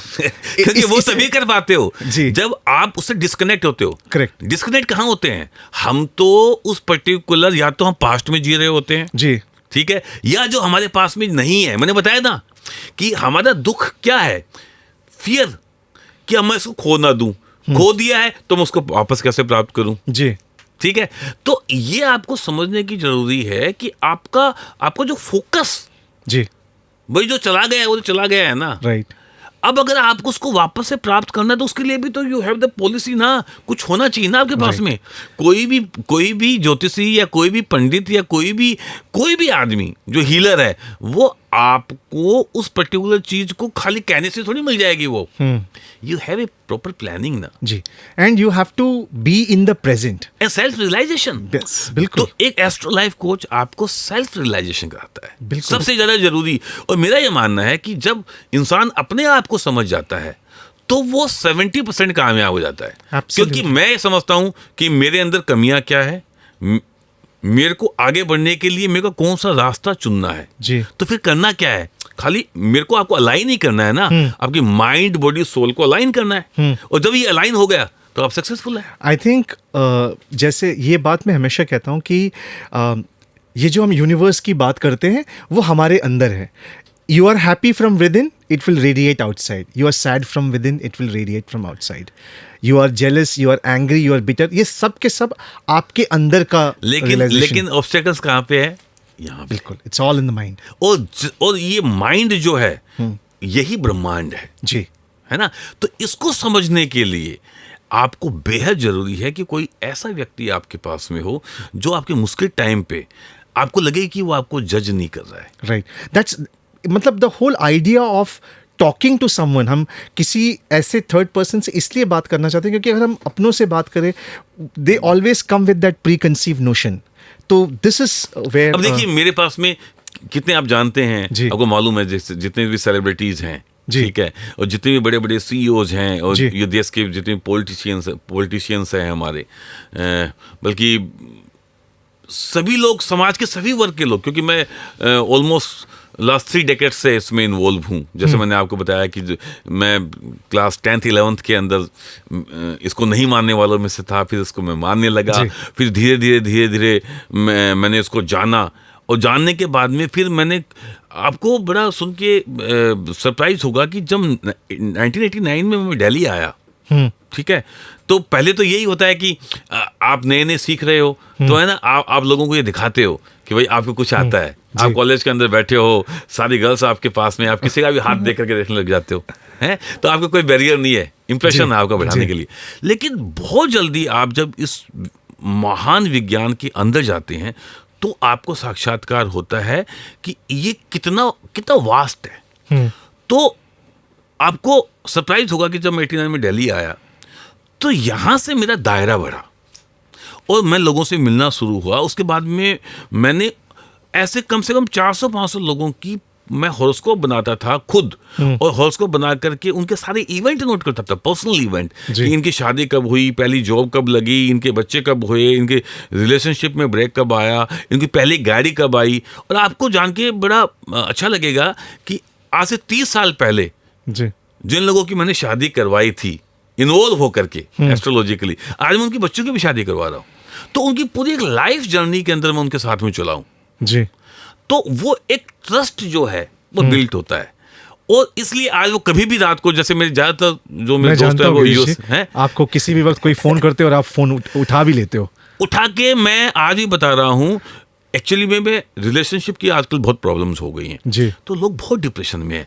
और आफ्टर कोविड है ना, एक इतने बुरे पीरियड से निकले हैं, कोविड टाइम के अंदर भी मैंने घंटों घंटों लोगं से बात करी है, और मेरे पास में अगर कोई फ़ोन आता है तो फिर मैं घड़ी नहीं देखता, फिर मैं टाइम नहीं देखता। रात को 3 बजे आपने फ़ोन किया, अभी भी ऐसे कितने जो सुसाइडल टेंडेंसी वाले लोग हैं, मैं नाम नहीं लूंगा, उसमें बहुत बड़े बड़े आपके बॉलीवुड के लोग भी हैं, वहाँ से वो फ़ोन 3 बजे मेरे को फ़ोन करते हैं, और वो फ़ोन सुबह के 8 बजे 9 बजे तक चलता है। जी, आई नो दैट। एंड ये मुझे आपसे ज़रूर पूछना था कि जब आप ये कॉन्वर्सेशन कंप्लीट करते हो, ये आप अपने आप को कितना अटैच करते हो इससे, या आप अपने आप को, आपको तो डिटैच करना ही पड़ेगा आपके नॉर्मल लाइफ के लिए? ये एक्चुअली में आपने बहुत जबरदस्त सवाल पूछा है और बहुत जरूरी है। देखिए क्या है, ये मैं भी आधे घंटे के बाद में या उस फोन को बंद करके सो सकता हूं जी, लेकिन आपको मालूम है मेरा फोन कभी भी रात को बंद नहीं होता, इट्स ऑलवेज ओपन। क्योंकि देखिए ये आपके सेल्फ सेटिस्फेक्शन से जुड़ा हुआ है कि एक आदमी,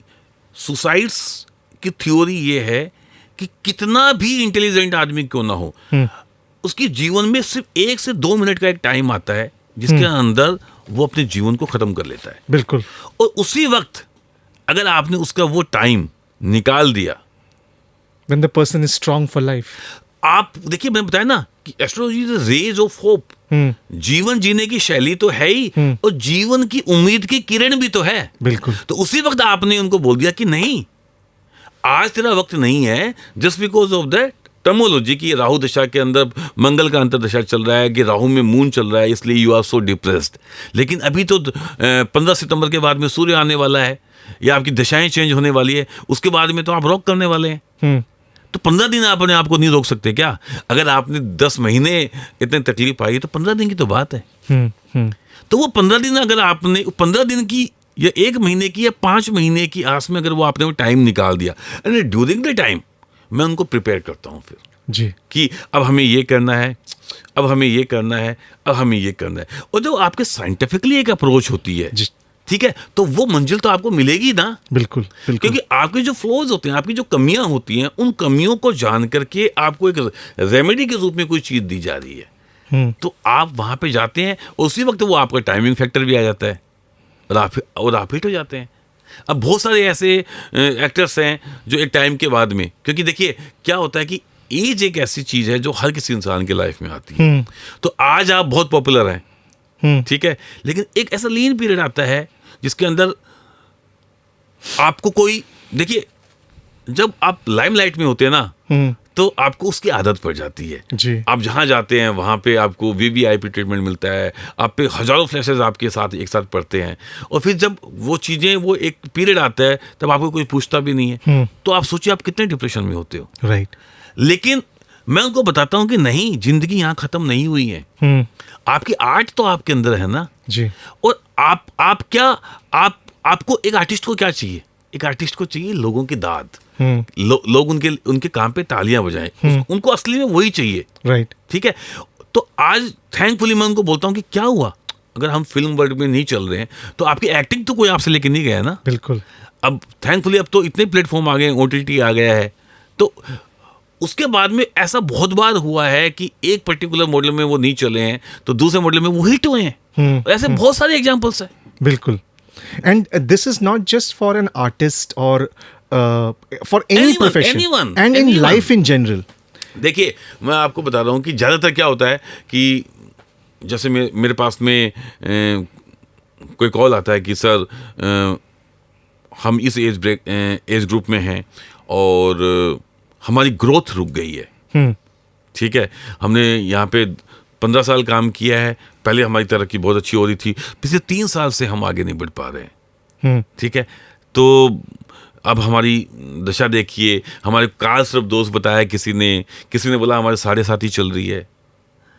तो देखिए, साढ़े साथी कार सब दोस्त शनि महादशा तो सभी को चलती है। अब साढ़े साथी में हमारे देश के सबसे लोकप्रिय नेता जी प्रधानमंत्री बने जी, नरेंद्र मोदी और जी। अभी इस करण ढैया के अंदर उनका करिश्मा आप सबने देखा ही। सो मैं ये थोड़ी देर बाद पूछने वाला था, जो आपने एक्यूरेट प्रेडिक्शन की राजस्थान के बारे में, जी। एंड प्लस आई थिंक आपने आउटसाइड टेलीविजन भी MP और छत्तीसगढ़ के बारे में बोला था कि ये इस तरह से होगा रिजल्ट्स, बीजेपी की सरकार आएगी, और आपने ये भी कहा था ये प्रधानमंत्री नरेंद्र मोदी जी की करिश्मा है। बिल्कुल। और मैंने आपके इंटरव्यू में आपने कहा था उनका दहिया चल रहा है, इसके बावजूद जैसे अभी आपने बताया उनके ही छवि पर ये इलेक्शन जीती गई, क्योंकि मुझे नहीं लगता कि कोई भी स्टेट में कोई और था बैलेट पे, वो खुद थे। बिल्कुल बिल्कुल, उनके फेस वैल्यू पे चुनाव लड़ा जी। गया। इनफैक्ट अभी कल तो जो ऑपोजिट के जो लीडर हैं अधीर रंजन, उन्होंने खुद बोला BJP is nothing, the BJP means mister Modi. जी। मिस्टर मोदी को अगर निकाल देते हैं तो कुछ भी नहीं है। बिल्कुल। आप देखिए कितना बड़ा एक ये स्टेटमेंट है कि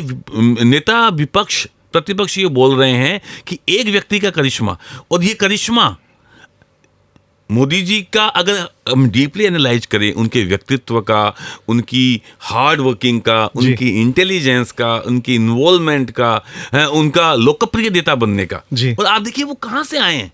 राजयोग यही तो होता है। आज मैं राजा के परिवार में पैदा हो गया और मैं राजा की जिंदगी जी रहा हूं, तो वो तो राजयोग है ही ना। लेकिन राजयोग वो है कि एक वो बच्चा जो समाज के सबसे नीचे के वर्ग से, जी, जिसकी माँ ने इतनी मेहनत करके लोगों के घर में काम करके उनको पाला, और उस चीज का उनको गर्व है, तो बिल्कुल होना भी चाहिए। और वहां से उनकी जो सक्सेसफुल जर्नी आज यहां तक पहुंची कि विश्व में आज भारत को अग्रणी माना जाता है। आई थिंक आज G20 देखिए आप, G20 ही नहीं, अभी आप देखिए जो हमारे भारत का जो रिस्पेक्ट है इंटरनेशनल कंट्रीज में बहुत ज़्यादा है। बिल्कुल। और मुझे नहीं लगता कि it's only a matter of time before we truly become the Vishwa Guru which we already were. Yes. हम कहीं खो गए थे। और मुझे लगता है मोदी जी की जो मुझे सबसे अच्छी बात ये लगती है कि मैंने उनको करीब से 1 या 2 बार अपना मेक इन इंडिया कॉन्क्लेव में 2016 में देखा है। I think razor sharp focus, dedication, vision, self confidence and absolute love for the country. I think true patriot है वो। I feel extremely proud to say this that you know, मैं US से वापस आने के बाद there were times when you know I could have easily gone back, और I think the confidence अपने कंट्री, अपने भारत को तो हमेशा ही लव करता था, बट एक अजीबोगरीब प्राइड और आ गया उनकी वजह से। मतलब इट्स बीन अमेजिंग। और सो आपका ये प्रिडिक्शन अबाउट इलेक्शंस, अगर मैं आपसे ये पूछूं, and I would be very honoured कि हमारे प्लेटफॉर्म पे ये बात आपने पहली कही हो, 2024 मोदी जी के नेतृत्व में क्या बीजेपी की सरकार फिर से आएगी?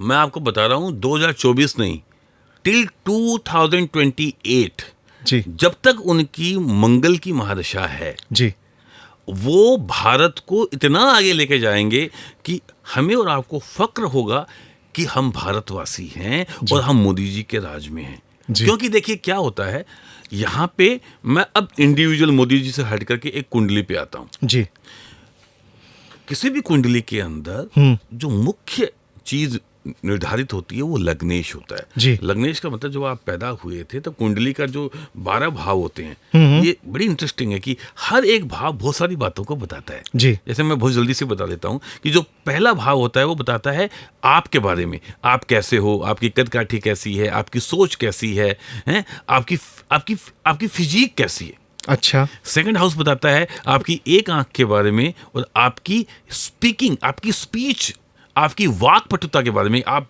कितना अच्छा बोलते हैं, मोटा मोटी। और धन भाव, वो धन जो पेरेंट्स से आपको मिला है। ओके ठीक है, इसके अलावा भी बहुत सारी बातें बताते हैं, मैं आपको मेन चीज बता रहा हूँ। जी तो थर्ड हाउस होता है, वो बताता है आपके भाई, आपके बहन के बारे में, सिबलिंग के बारे में।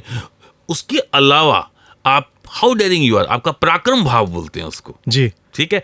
फोर्थ हाउस बताता है आपकी मदर के बारे में, जी डोमेस्टिक हैप्पीनेस के बारे में, व्हीकल के बारे में। फिफ्थ हाउस बताता है आपकी इंटेलिजेंस के बारे में, आपकी एजुकेशन के बारे में, आपके बच्चों के बारे में, है ना।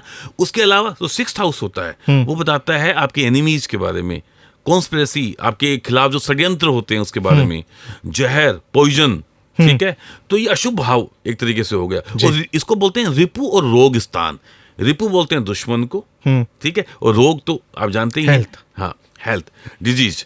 सेवंथ हाउस बताता है आपकी मैरिटल हैप्पीनेस के बारे में, आपके अच्छा। लाइफ पार्टनर के बारे में, जी and day to day life के बारे में और पार्टनरशिप के बारे में भी। जी अगेन एट्थ हाउस बताता है आपकी डेथ के बारे में, अच्छा तो मृत्यु भाव बोलते हैं। लेकिन उसके अलावा यहाँ पे जो वेस्टर्न जो थ्योरी है वो एट्थ हाउस को ना छुपा हुआ खजाना बताते हैं। अच्छा हाँ, तो वो इसको बड़ा रहस्यमय भाव मानते। हम भी इसको जो साधना का भाव होता है ना, जैसे आप अगर बड़े बड़े महापुरुषों की कुंडली देखेंगे जिन्होंने साधना करी है, तपस्या करी है और नई चीज प्राप्त करके समाज को दी है, जी तो उनकी एट्थ हाउस के अंदर सूर्य के साथ में कोई ना कोई कैलकुलेशन योग बनता है, सूर्य केतु या सूर्य राहु इस तरीके का। हालांकि ये हम अशुभ मानते हैं, लेकिन आत्मा का कारक है सूर्य। तो सूर्य जो है, जो अपने आत्मा के अंदर देखता है तभी तो कुछ मालूम चलेगा ना। तो eighth house is the house of death. उसके बाद में ninth house, one of the best house, जो आजकल की जनरेशन जो बोलती हैं लक हाउस, कि हमारा लक कब काम करेगा। हाँ आपका इस वर्ड जो है लक, हाँ मतलब एक तो है कि कुछ चीज़ें डेस्टिन्ड होती है, बट आई थिंक लक, आप इस बात को मानते हैं कि लक फेवर्स द ब्रेव, कि अगर आप आपके अंदर वो करेज हो to take that step forward, आप अपने कंफर्ट जोन से बाहर निकल के अपने ड्रीम को चेस करते हो, तब लक ज़्यादा आपके साथ देती है? मैं सबसे पहले तो आपकी तारीफ करूंगा, क्योंकि मैंने बहुत जगह इंटरव्यूज दिए हैं, पर इतना डिटेल में एक सवाल में 5 सवाल पूछने वाला मुझे आप मिले। जैसे कि अभी आपने लक के बारे में पूछा जी, लेकिन लक से पहले वाली जो चीज जो आपने पूछी वो सबसे बड़ी बात है, वो है डेस्टाइन्ड, डेस्टिनी। तो एक्चुअली में मेरे पास जब भी कोई आता है कंसल्टेंसी के लिए, तो मेरा पहला सवाल यही होता है, why you believe in astrology. जी जी तो वो कहते सर नहीं, ऐसा है कि मेरे को किसी ने बताया कि ऐसे भविष्य होता है, ये अंगूठी पहनने से ऐसा हो जाता है। तो मैं इनको बोलता हूं कि नहीं, तुम किसी के पास में भी सिर्फ इसलिए मत जाओ कि किसी ने तुम्हें बताया है, पहले तुम ये जानो कि तुम क्यों जा रहे हो। बिल्कुल, वाई, तुम्हें वहां से मिलना क्या है। हाँ। और अप्लाई कैसे करोगे। तुम्हें किसी ने कुछ भी बोल दिया और तुम उसको मानने लग गए, और उसके बाद में एक टाइम के बाद में वो चीज नहीं होगी तो तुम भारत के इतने महान विज्ञान को गालियां निकालने लग जाते हो। जी। आज हुआ क्या है, सबसे बड़ी बात है कि हमारा ये महान विज्ञान, जिसको एक तो कमर्शलाइज इतना ज्यादा हो गया है कि गली गली में आपको ज्योतिषाचार्य मिल जाएंगे। लेकिन आप विश्वास करिए, मैं आपको बता रहा हूं कि इस महान विज्ञान की इतनी घोर उपेक्षा हो गई है। क्यों? क्योंकि लोगों को नॉलेज नहीं है। हम जाते हैं, 2-3 बात हमारे बारे में, आज आप मेरे पास में आइए, मैंने आपको 10 बात बताई, 3 बात हो भी गई कि 5 बात नहीं भी हुई। इसलिए मत जाइए, कि आपको प्रिडिक्शन लेनी है। इसलिए जाइए कि आप जो चीज़ चाहते हैं, चाहे वो ग्रोथ है, ठीक है, चाहे वो आपकी रिलेशनशिप की प्रॉब्लम है, डिप्रेशन की प्रॉब्लम है, आपका सर्वांगीण विकास है, द कंप्लीट डेवलपमेंट जी। ऑफ योर पर्सनैलिटी, वो सारी चीजें ज्योतिष के अंदर है। ये जो आपने कहा ना, complete development of personality, Girish ji, ये this is such an eye opener, क्योंकि इसके बारे में लोग एस्ट्रोलॉजी के साथ रिलेट ही नहीं करते इस बात को। उनको लगता है, जो आपने भी कहा, कि शादी कब होगी, बच्चे कब होंगे, नौकरी कब लगेगी। ये देखिए, ये एस्ट्रोलॉजी नहीं है, मैं यही बताने की कोशिश करता हूँ, ये तो पार्ट है। करेक्ट। ये आप पढ़ लीजिए 2 साल, बट आप बता देंगे, कोई बड़ी बात नहीं है। असली कला वो है कि आप निराशा में ना जाएं, निराशा को कैसे आशा के रूप में कन्वर्ट करके कितना मेंटली, फिजिकली, इमोशनली अपने आप को स्ट्रेंथ दे करके जीवन के उस पाथ से आगे बढ़े जी। चैलेंजेस को हंसते हुए स्वीकारे जी। ठीक है, क्योंकि देखिए जीवन का एक गणित है। हमारे जीवन के अंदर सुख दुख जो हमने बताया है ना, ये कुछ नहीं है। सुख दुख कोई चीज होती ही नहीं है। जो चीज हमारे मन के अनुकूल है ना, उसको हम सुख मान बैठे हैं, जो मन के अनुकूल नहीं है उसे हम दुख मानते हैं। वस्तुतः ऐसा कुछ नहीं है। परिस्थितियों का निर्माण सुख और दुख में कन्वर्ट कर देता है। और मैं आपको बता दूं कि आप ये मानिए कि जितना जीवन में आप स्ट्रगल करोगे ना, उतना ही आप जीवन में आगे जाओगे। हमारे तो भगवानों ने हमें यही बताया है। बिल्कुल। भगवान राम वो राजकुमार थे, लेकिन 14 साल अगर वो बन नहीं जाते हो, अयोध्या के एक राजकुमार से राजा बन जाते, आप पूछते उनको? बिल्कुल नहीं। अगर कृष्ण, ठीक है, अगर एक ग्वाला बन करके और उसके बाद में एक किंगडम बना लेते हैं द्वारका के अंदर, और ना केवल किंगडम बनाते हैं, हमें जीवन जीने की शैली देके जाते हैं। आज भी Gita is the higher management book, हर जगह ऑक्सफोर्ड तक में पढ़ाई जाती है। जी। आपने गीता कहा, क्योंकि आपकी एडवाइस पर हम रोज़ रात को भागवत गीता का एक एक चैप्टर पढ़ते हैं, जितना मेरे से बन पाता है, लेकिन मैं पढ़ता हूँ। उसमें जो कर्म के बारे में कहा गया कि आप अपने कर्म पर फोकस करो एंड आप फल की चिंता मत करो। In many ways I feel that keep focusing on what you want to do and always detach yourself from the outcome, तो आप अपने आउटकम पर अपने आप पहुँच जाओगे। एक्चुअली में ना मेरे को लगता है हमें शायद बहुत सारे एपिसोड बनाने चाहिए जी। क्योंकि अभी मैं पहले आपके पहले सवाल का जवाब देता हूँ जी। आपने डेस्टिनी के बारे में बात करी जी। तो देखिए, देयर 3 काइंड ऑफ डेस्टिनी। जी। मेजरली 2 काइंड ऑफ डेस्टिनी बोल सकते हैं। 2 तरह की डेस्टिनी है। जी। One destiny is fixed and the another destiny is that is not fixed. जो डेस्टिनी फिक्स्ड है वो क्या है? आपको जब जिस घर में पैदा होना है आप होंगे। जो आपके माँ बाप नियत कर दिए, पैदा आप कहीं हुए, पाला किसी को, जैसे भगवान पैदा कहीं हुए, पाला उनको किसी और ने, जी, है ना? तो आपका इज दैट डेस्टिनी? या okay, is fixed destiny, nobody can change. ठीक है। आपका बर्थ, हाँ, आपकी शादी जब जिससे जितनी बार होनी है। अब शादी का मतलब, अब रिलेशनशिप भी है, अब आप 10 साल किसी के साथ में रह रहे हैं जी, तो वो पहले तो ये चीज होती नहीं थी। पहले तो हम बहुत सारी शादियां कर लेते थे ना, तो वो शादियां ही हुई एक तरीके की जी। लेकिन एक वो शादी जो वैदिक तरीके से हुई है, शास्त्रोक्त तरीके से हुई है, जिसमें पूरी जनता आपको जानती है, और किसी वजह से वो शादी नहीं टूटी, फिर दूसरी शादी भी हो जाती है। आजकल तो जैसे डिवोर्स काफी आम बात हो गई है। तो आपकी शादी जब जिससे जितनी बार, और आपकी डेथ जब जहां आनी है आके रहेगी। तो जन्म, मरण और परण। जन्म मतलब आपका बर्थ, परण मतलब आप जिसके साथ में परिणाए गए हैं, जिसके साथ आपकी शादी हुई है, और आपकी डेथ। Nobody can change. उसके अलावा सारी डेस्टिनी भगवान ने आपको दी हुई है कि आप अपनी मेहनत से, अपनी इंटेलिजेंस से, अपने पुरुषार्थ से खुद बना सकते हो। क्या बात है। ये मैं आज आपकी इस एपिसोड से भ्रांति तोड़ने के लिए आया हूं कि ये जो मिथ बना रखा है, ये जो कुंडली को इतना अभिशापित कर रखा है, भाई ये ऐसा कुछ है ही नहीं। ज्योतिष तो आपकी जिंदगी में जीवन का प्रकाश देने का काम है। बिल्कुल। ज्योतिष आप जहां पे लड़खड़ा के गिर रहे हो वहां पे आके आपको संभालने का काम करता है। ज्योतिष आपके जीवन में जीवन की किरण देता है। ज्योतिष आपको अंधकार से निकाल के प्रकाश में लेकर के आता है। ज्योतिष आपको अंधविश्वासी नहीं बनाता, ज्योतिष आपके अंदर सेल्फ कॉन्फिडेंस पैदा करता है। ज्योतिष ये बोलता है क्या हुआ, अगर तू अभी सफल नहीं हुआ तो आगे होगा, इस बार नहीं तो और आगे होगा। तो ज्योतिष का काम यही है कि आपको डे टू डे लाइफ में आपको अपनी जीवन जीना कैसे है वो सिखाता है ज्योतिष जी। अनफॉर्चुनेटली आज इस ज्योतिष के ऊपर भयानक तरीके के टैग लगा दिए गए हैं कि ये अंधविश्वास है, ये मिथ है, ये आपको काम करने से रोकता है। ज्योतिष तो आपको काम करने के और 1000 तरीके बताता है। बिल्कुल। हाँ, इतना जरूर है कि जो ज्योतिष शास्त्र है, आप ये समझिए कि अगर हमारी लाइफ के अंदर जैसे एक लाइन खींच दी गई है ना, तो अब ये फिक्स डेस्टिनी है, लेकिन इस लाइन को मैंने बड़ी बड़ी लाइनें इसके सामने खींच दी जी।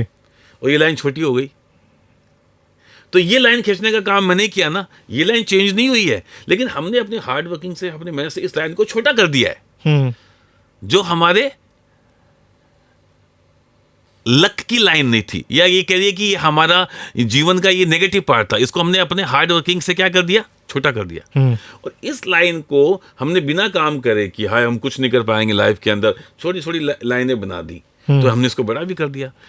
तो निराशा की लाइन आपके ऊपर है लाइफ के अंदर कि आप उसको अपने एफर्ट्स से कितना छोटा कर सकते हैं और कितना बड़ा कर सकते हैं। Girish ji, I want to take this a moment to say that this is exactly the theme of our episode.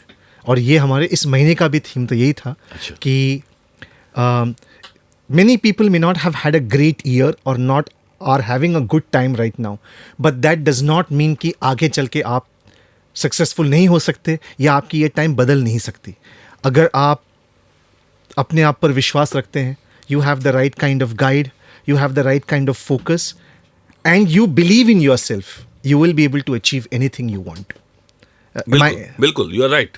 है ना? मैं आपकी एक एक शब्द को स्वीकारता हूं और मैं मानता हूं कि जीवन के अंदर जीवन को सक्सेसफुल बनाने के लिए ये सबसे महत्वपूर्ण सूत्र हैं जो आपने दिए। जी, जी। अपने ऊपर विश्वास करना, अपने आप को हमेशा ओपन अप करके रखना, अपने आप को खुला रखना, और जो पॉजिटिव चीजें हैं उनको स्वीकारना, अपने नेगेटिव चीजें हैं उनको धीरे धीरे करके कम करना, या उसके बारे में जानना भी बहुत है। मैं तो ये कहूंगा, है ना, कि अगर मेरे को मालूम है कि मेरा टेम्परामेंटल इश्यू है, ठीक है, तो मेरे को मालूम तो है ना कि भाई ये मेरी गलती है। सबसे बड़ी बात ये है आज के जमाने में हमें यही नहीं मालूम है कि हम क्या हैं। बिल्कुल। हम दूसरों के ऊपर आरोप लगाने लग जाते हैं कि मेरी तरक्की नहीं हो रही है, मैं जिंदगी में आगे नहीं बढ़ पा रहा हूँ, या मेरी जो वाइफ है वो मेरे को छोड़ के चली गई है, या मेरे घर वाले मेरे कहना नहीं मानते हैं। हम सबसे पहले दूसरों पे उंगली उठा देते हैं, है ना। हकीकत क्या है, आप ये भी तो देखिए कि 10 आदमी आपसे अनसेटिस्फाइड है, तो कहीं ना कहीं कमियां तो मेरे अंदर भी हैं। एब्सोल्युटली। और जब मैं ये जान जाऊंगा कि मेरे अंदर ये प्रॉब्लम है, तो डेफिनेटली मैं उसको पे काम जरूर करूंगा। जी। So to all those people out there who are not sure of where they are today, know that you can have a bright and a great future. I am a living example. I think I've said this couple of times in this episode. What the phase I went through, and Girish ji, thank you once again on a public platform for being there with me when I needed you the most. 12 बजे, 1 बजे, 2 बजे भी आपके phone आते थे जब भी मैं आपको कुछ मैसेज करता था. And so yeah, this is something which I really want to share with everyone, that there is always a ray of light. Tunnel में जो डार्कनेस है, बट वो टनल ख़त्म होते ही उजाला आता है. That's what life is all about. मैं ये भी मानता हूँ गिरीश जी कि life is very simple. It is we humans who make it very complicated. है ना. अगर हम जितने सिंपल तरीके से लाइफ को देखेंगे उतनी ही सिंपल लाइफ हमारे सामने होगी. You are right. बेसिकली क्या है, हमने अपने जीवन को बहुत कॉम्प्लिकेटेड कर दिया. बिल्कुल. और हमने, आप विश्वास करिए, जीवन बहुत सरल है. और आप देखिए, आप ज़्यादा दूर मत जाइए, हमारे जो पेरेंट्स थे, हमारे जो फादर थे या उनके पिताजी थे, वो कितने सिंपल थे. उनको कभी स्ट्रेस हुआ देखा आपने? कभी भी नहीं हुआ.